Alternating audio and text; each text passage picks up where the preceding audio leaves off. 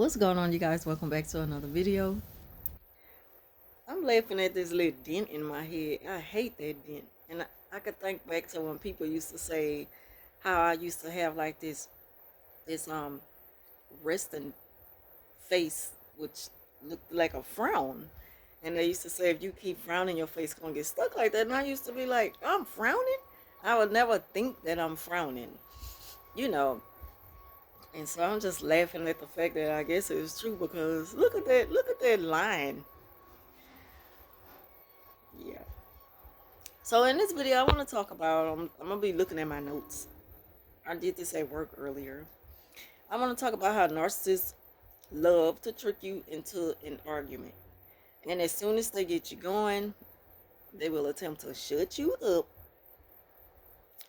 And the reason why they do that is because it happens because not only you didn't call them out on their crap or phony, sudden rage, but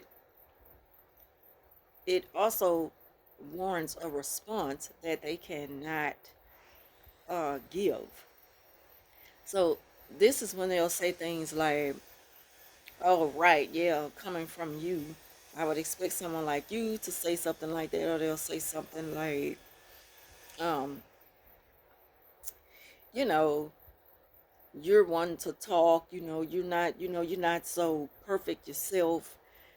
They just bring up things to excuse their behavior, in other words. So they don't really want to argue, but they weren't expecting the response to be, the kind to stand up to them, to call them out, to kind of silence them, to put them at shock. So, the next best thing for them to do is to insult you. And they say things like, "You're so crazy, you're just making things up." I remember my ex used to say, "That must be the little people in your head talking. You really need to go get some help." People love to say that. Narcissists love to use that line to make you think that something is wrong with you, something is going on inside your mind, and have you overthinking. When the whole while they know what they are doing, you know, they just want you to think you're crazy. And there's nothing wrong with you. You have every right to respond that way. You're not overthinking. That's just the type of games they play to try to fool you so that they could get a rise off of it, because that's really all it's about. So you have to be careful with your response with a narc when you're arguing with one. Make sure that you have valid points. Make sure you got quick get backs. You know, keep them on their toes. Don't back down if you can handle it with the narcissist, or you could just give them the type of response that they absolutely hate, which is hardly no response at all. Just kind of gray rock them, when you're answering to this little fake argument they putting on. Say things like, "Oh, okay." Stuff just to let them know I'm not bothered and I don't care.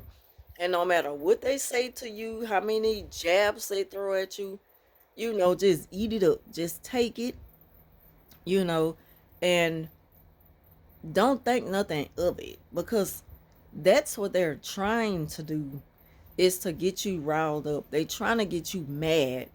And then the moment that they get you like that, they laugh at you. They don't take you serious. They sit back and look at you like, yeah, something wrong with you.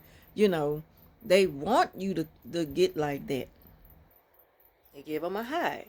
So don't even give them that satisfaction with arguing back with them when you know what they're saying is a lie. You know it's a lie.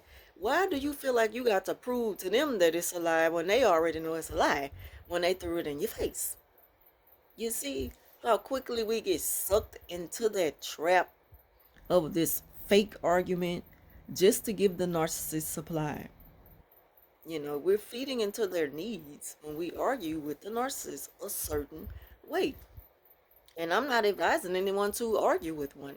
I'm just saying, if you really feel the need to respond to them, hit them where it hurt, you have to be tough about it, you know, and you got to put some bass in your voice. You got to stand up to them and let them know, but then at the same time, if a person know that this is a narc, then you got the right tools to use to deal with them. So you're not even gonna give them, that type of time. You're not even gonna entertain it. But again, for someone who don't know they're dealing with a narcissist, you're not quite sure if this person is a narcissist, a real narc, not just someone, who's just having a petty moment. You got to know how to feed everybody. We all got to know how to deal with each other. So the thing about it is, when you know that you got a narc partner or friend or somebody who just love to get a rise out of you all of a sudden, you got to know how to respond to it. And if you don't, the best way to respond is to hardly say anything back at all, because that's something that they hate. That's when the fake argument plot backfires on them, and they weren't expecting you to take it that way. They were expecting you to get angry and, answer to everything they say, defend yourself. They love when you defend yourself, and the moment you stop defending yourself to them, they have to think of another plan to get in your head. So what you don't want to do is to defend yourself against the dark, especially when you know that the claims are false. You know, they're just a bunch of lies. So don't even worry about it. They're gonna say things sometimes that hurt. That's what people do to get a reaction out of you. Miserable people do that. It's never enough for them to just have a peaceful moment. They get bored with being in the midst of just quietness. They can't handle it. They have to stir something up. And as soon as they get you going, you know, they know that, how it is when you're yanking on, you're trying to start a lawnmower, and you're yanking on the chain, and then you finally get it going, and the lawnmower pretty much just go on its own. You don't have to really do too much of the work because it's working on its own. That's how narcissists see people when they start them up with a fake argument. You know, they get their entertainment out of that. They get a joy out of seeing you mad and fighting a nothing battle. They love to see you defend yourself and squirm and over explain and beg and plead. They like that. But when you turn away from them, you give them nothing. And so they may come pleading with you to understand that you took something wrong. They love to do that. They're not going to give you a genuine apology on why they just acted that way with you. If anything, they're going to pretend like, you know, I'm sorry about that if I, which of course is not a real apology. If somebody says if I offended you, well, you did. So that just cancels out everything, the whole, this apology you trying to give, that it just cancels it out. The moment you say, if I offended you or something like that, or if it seemed like I was being, if and it seemed like I'm the crazy one, like I'm just making this up. But of course, that's how narcissists communicate. That's how they use their words. And we so used to hearing this, if we think back to how many times we've heard this in our life from people and not knowing that that is not the proper way to apologize. Like, if you're offering a genuine apology, there's no ifs, ands, or buts about it. And if it seemed like, and I think that you just took it that way, but I didn't mean it like the way you took it. That's how they that's how they half-ass apologize, which is not an apology at all. Y'all, that whistling is that thing that's on the top of the house that go around when it's really, really windy outside. And it's been doing that all day since I've been back home from work. So y'all just bear with me in the video on that.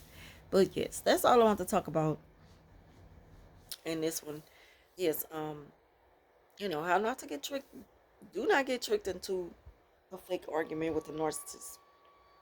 And if you decide to respond to the narc or engage in the argument, just make sure you already have your response ready.